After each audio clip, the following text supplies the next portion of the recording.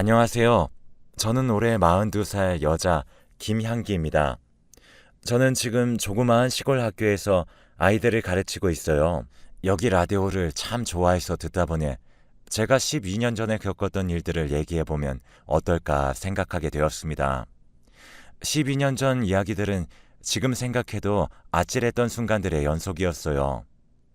귀신보다 사람이 참 더 무서운 존재구나. 사기치려고 덤벼든 사람들에게 속아 넘어가는 사람들이 바보가 아니라 속이려고 덤벼드는 사람한텐 어떻게 해볼 수가 없구나.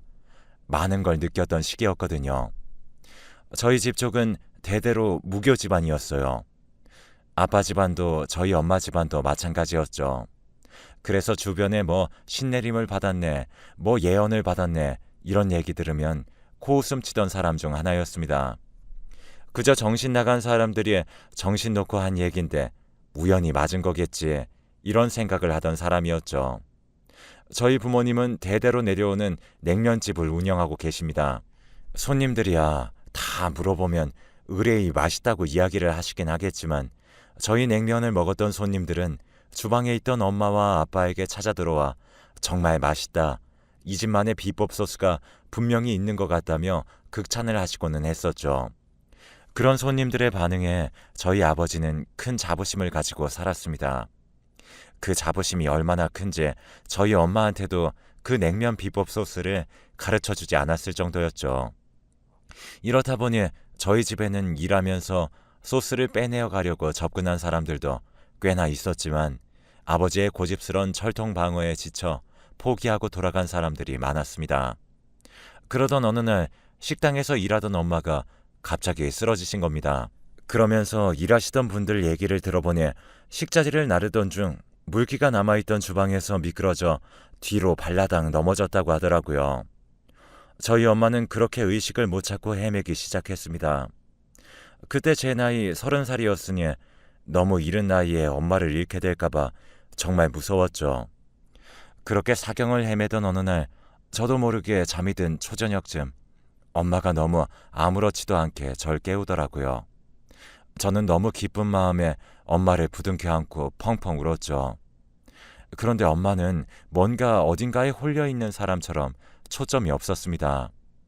그러면서 절 보더니 우리 아가, 우리 예쁜 내 딸은 절대로 35살 전에는 결혼하면 안 돼. 라고 말을 하시는 겁니다. 이게 무슨 상황인지 받아들여지지가 않았죠. 그래서 제가 엄마, 갑자기 이게 무슨 소리야? 하고 물었더니 갑자기 엄마는 정신이 확 돌아온 것처럼 엄마가 왜? 무슨 말 했어? 라며 정말 아무것도 모르는 표정으로 절 바라보더라고요. 그래서 전 엄마가 내 결혼에 대해 많이 신경 쓰고 있었구나 하며 별스럽지 않게 넘겼습니다. 엄마는 그렇게 어느 정도 회복이 돼서 집으로 오게 되었고 아빠랑 마주하여 밥을 먹고 있었죠. 그런데 또 엄마가 갑자기 허공을 응시하더니 이 집에 웬 여자 하나가 들어오네. 그 여자한테 절대 속아서는 안 돼. 라며 또 중얼중얼 거리는 겁니다. 저와 아빠는 흠칫 놀랐고 아빠는 떼끼 이 사람아 무슨 소리를 하는 거야? 정신 똑바로 안 차려? 라며 불안한 눈빛으로 호통을 치셨습니다. 그랬더니 엄마는 또 저번처럼 내가 뭐라고 했어? 밥 먹자. 얼른. 이번에는 자기가 좋아하는 꽃게탕 끓였단 말이야. 라며 아무것도 기억이 안 난다는 듯 밥을 맛있게 드셨습니다. 그렇게 밥을 먹고 난 뒤에 아버지는 저를 따로 부르셨습니다. 네가 엄마를 좀 잘 보살펴드려. 아직 기운을 차리지 못한 모양이다. 라며 너무 불안해하시는 겁니다. 그래서 물었더니 저희 어머니 쪽 가족들이 대대로 정신병을 앓고 있었는데 돌아가신 할머니랑 똑같다고 하는 거 있죠. 할머니도 그렇게 동네에서 미쳤다는 손가락질을 받으시다가 혼자 극단적 선택을 하셨다고 하는데 엄마도 그렇게 될까봐 무섭다고 하셨습니다. 그래서 저도 알겠다고 했고 원래라면 공부하려고 도서관을 드나들었었는데 그때부턴 좀 더 자주 집에서 공부를 하며 엄마를 돌봐드렸죠. 이런 정성이 통했는지 몇 달 동안은 엄마가 헛소리도 안 하시고 그렇게 좀 안정이 되는 것 같았어요. 저랑 아빠도 안심을 했고 저는 다시 도서관을 드나들었죠. 그런데 어느 날 도서관을 갔다 왔는데 엄마가 또 초점이 없는 눈빛으로 허공을 바라보고 있는 게 아니겠어요. 갑자기 집이 조금은 스산한 느낌이 들었습니다. 그때 엄마가 제가 있는 쪽으로 고개를 돌리더니 깜둥이가 집을 나갔다가 돌아올 거야. 그 사이 우리 집은 완전히 뒤바뀌어 버려. 라고 하는 겁니다.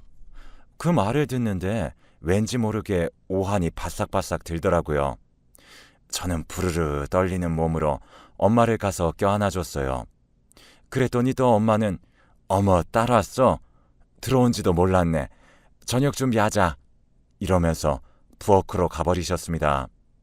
그리고 며칠 후 정말 저희 집에서 기르던 깜둥이가 집을 나가버렸습니다.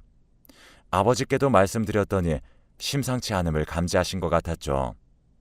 아버지는 고민 끝에 아무래도 가정부를 써야겠다. 집안일도 엄청나게 힘든 거라 아무래도 너희 엄마가 집안 쓸고 닦으며 가만히 있지 못하니 더 저러는 건가 싶다. 라며 말씀을 하셨고 그 뒤 저희 엄마와 비슷한 나이 또래이신 분이 가정부로 들어오시게 되었습니다. 아빠와 저는 그 가정부를 뽑고 나선 일하던 날 신신당부를 했죠.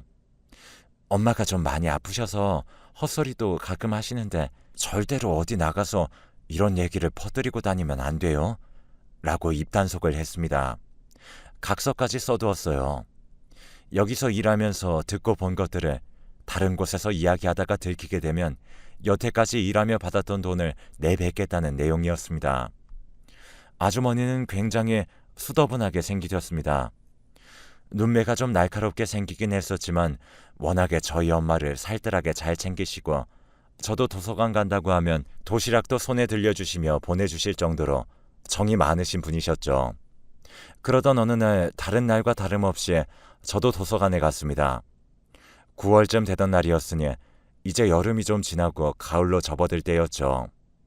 저는 도서관 주변 공원에서 산책하는 걸 굉장히 좋아했고 산책하다가 배가 고프면 아줌마가 싸주신 도시락을 꺼내 벤치에 앉아 먹고는 했죠. 그런데 저처럼 이렇게 공원에 나와서 도시락을 먹는 사람들이 흔하진 않은데 제 옆 벤치에 어떤 남성분이 도시락을 싸와서는 먹고 있더라고요. 속으로 내심 반가웠습니다. 아무래도 공원에서 도시락을 먹다 보면 사람들이 신기하게 쳐다보기도 했었기 때문에 저 사람도 자주 나와서 저렇게 밥 먹으면 시선이 분산될 것 같아 좋았었죠. 그렇게 며칠간 저희는 나란히 벤치에 앉아 밥을 먹었어요. 그러던 어느 날 그 남성분이 저에게 말을 걸었습니다. 저 혹시 같이 먹어도 될까요? 라고 물어보는데 세상에 심장이 쿵쾅쿵쾅 뛰더라고요. 무슨 그 드라마 같은 데 보면 남자 주인공 얼굴 뒤에 빛이 나고 웃을 때 세상이 한층 더 밝아 보이는 그런 거 아시죠? 제가 딱 그렇게 드라마를 보는 기분이었습니다. 실제로도 자세히 보니 유난히 더 뽀얗고 솜털도 하얀 게 아기 같다라는 인상을 주었죠. 그렇게 저희들은 매일같이 도시락을 먹으며 정말 많이 친해졌어요. 그분은 알고 보니 1살 위인 기철 오빠였고 사법고시를 7년 동안 준비하고 있다고 했었죠. 저도 임용으론 6년 정도 준비하던 장수생이었기에 서로 정말 통하는 게 많았습니다. 그렇게 저희는 엄청나게 가까워졌어요. 그리고 제가 시험을 치르는 11월이 다가왔죠. 오빠는 힘내라며 새벽 일찍부터 일어나 직접 산 도시락을 제 손에 쥐어주고 시험을 치르는 곳까지 데려다 주었죠. 그렇게 많은 분들의 응원에도 전 또 떨어지고 말았어요. 오빠도 2월에 시험을 치렀지만 결과가 좋지 않았었죠. 하지만 둘 다 작년 한 해 서로를 만나게 된 게 합격 결과보다 더 기쁘다며 술 한 잔에 털어버리고는 다시 같이 시험을 준비하기 시작했습니다. 그러던 어느 날 공원을 산책하던 도중에 한 엄마가 지적장애처럼 보이던 아들을 데리고 산책 나온 게 눈에 띄었습니다. 저도 엄마가 생각나더라고요. 아직까지도 가끔 알 수 없는 헛소리를 계속 하셨거든요. 그런데 갑자기 기철이 오빠의 흐느끼는 소리가 들렸습니다. 너무 놀라 쳐다보니 오빠의 눈에는 눈물이 그렁그렁 맺혀 있었고 입술을 꽉 깨문 채 터져나오는 울음을 참는 듯 보였죠. 나중에 들어보니 오빠에게도 막둥이 동생이 있었는데 저 나이쯤 됐다고 하더라고요. 그런데 가족들 모두 아닐 거라며 부정하며 치료도 못 받게 했는데 갑자기 어느 날 불의의 사고로 죽게 되었다는 얘기를 했습니다. 다 큰 성인 남성이 그 공원에서 꺼이꺼이 우는데 오히려 제겐 그 모습이 오빠에 대한 제 마음을 굳혀버린 계기가 되었었죠. 그래서 저도 사실을 이야기했습니다.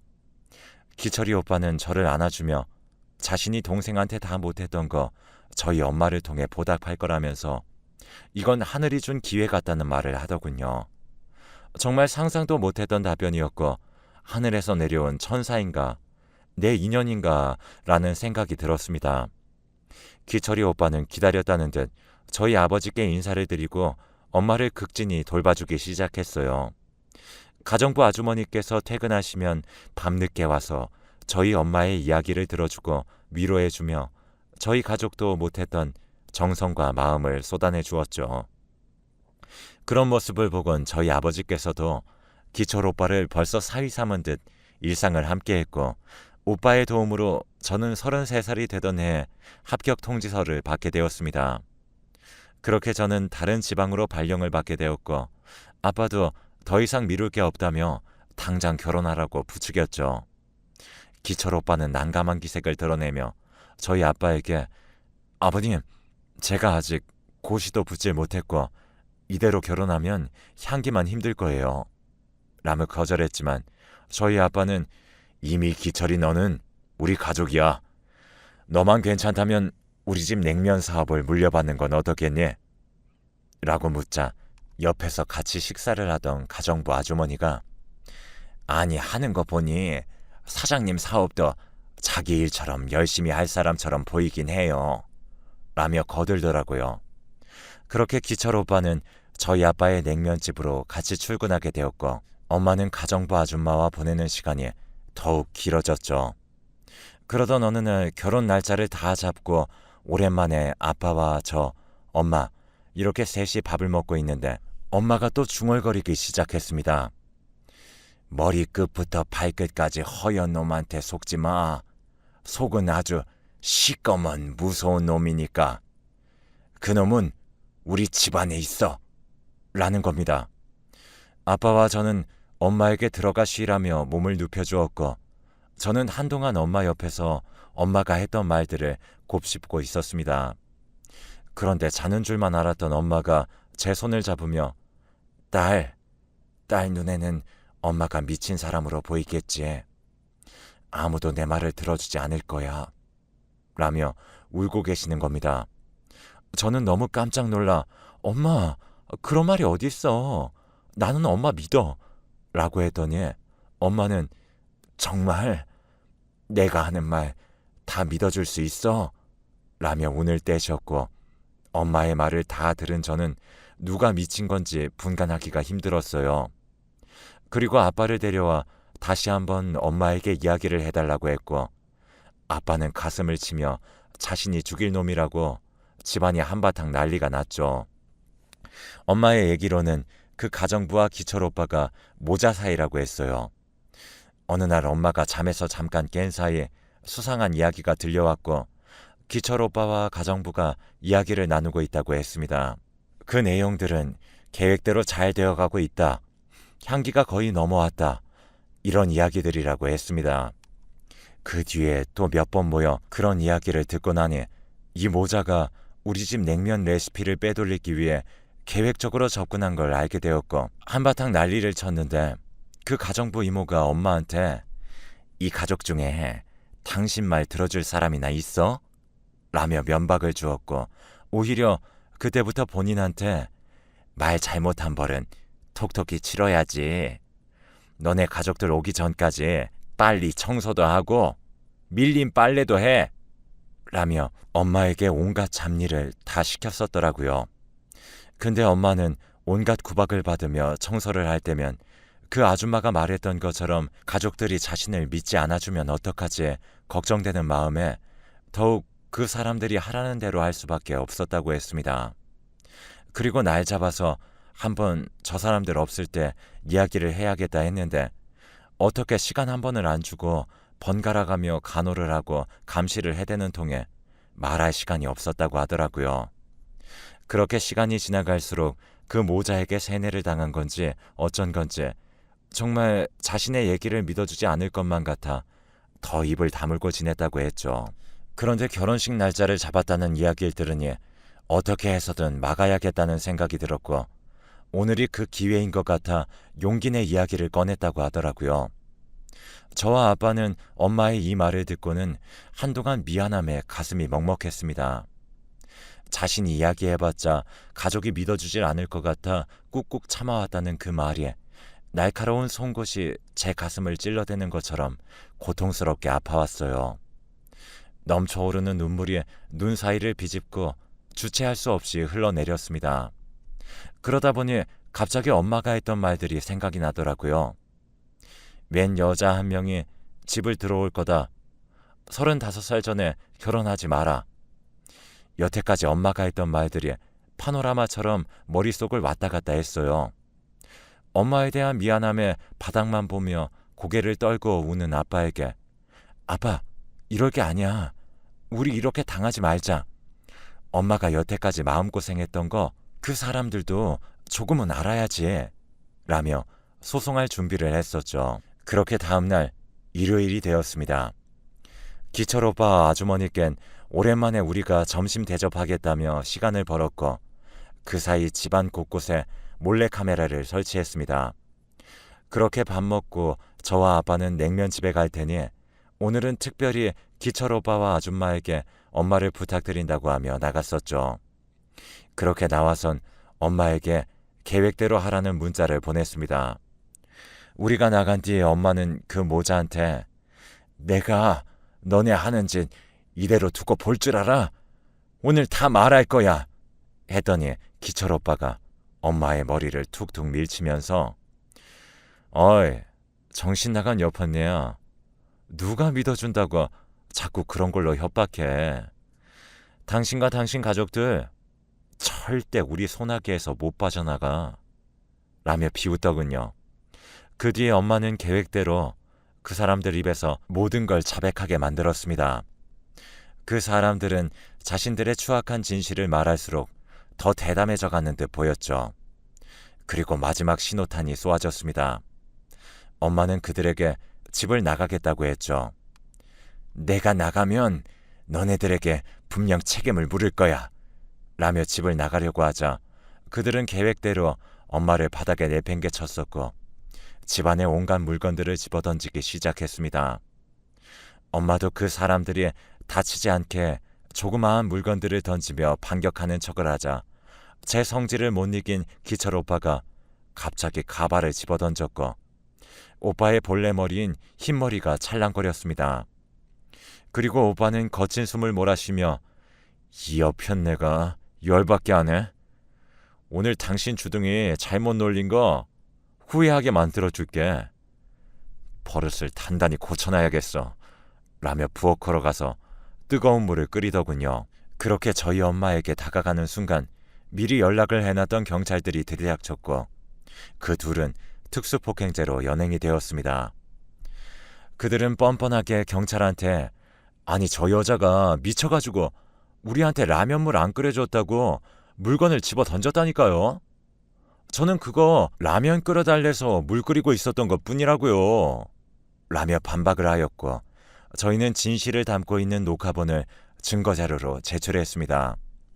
그리고 판결이 나오는 날 그 둘은 각각 징역 2년에 벌금 1,000만 원형에 처해졌죠. 알고 보니 이렇게 상대를 협박 폭행한 전과가 이미 수두룩했고 그 덕에 특수폭행으로 받을 수 있는 최대 징역 합의금 한도까지 판결을 받게 되었습니다.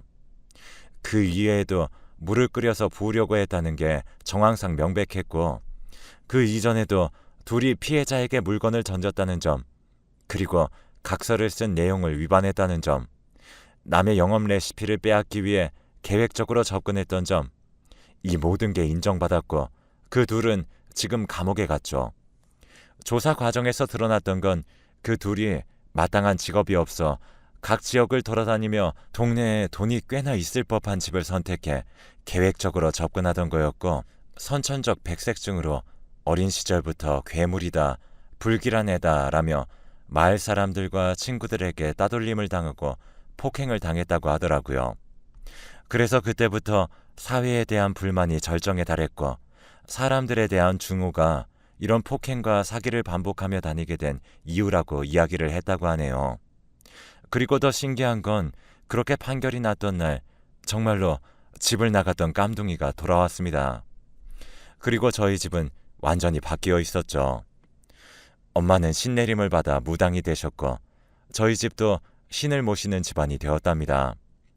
사후세계라던가 영적인 세계에 대해 코웃음을 쳤던 우리가 이제는 신까지 모시는 집안이 됐으니 정말 많이 바뀐 거죠. 엄마는 자신의 영역을 사람을 돕는 데에만 쓰고 있고 자기같이 집에서 미친 사람 취급받으며 아파하는 사람들에게 신내림 받는 것도 도와주며 행복하게 살고 있습니다. 저도 어느덧 교사 생활에 접어든 지 9년차, 10년차가 되어가는데요. 그 일로 인해 저도 모든 생각들이 바뀌게 되었어요. 오히려 그렇게 사람에 대한 시각이 달라지고 다양한 사람들에 대해 인정을 하고 나니 학생들도 달리 보이더라고요. 그리고 저는 엄마가 말했던 35살이 지나 선을 받고 엄마의 허락을 받아 지금은 누구보다도 저를 아껴주고 사랑해주는 남편과 아들들을 곁에 두게 되었습니다. 제 사연이 누군가에게 어떤 영향이 될진 모르겠지만 위로든 힘이 되든 깨달음이 되든 어떤 식으로든 좋은 해답이 되길 바랄게요. 저희 신께 여러분들의 행복을 늘 기도드리겠습니다.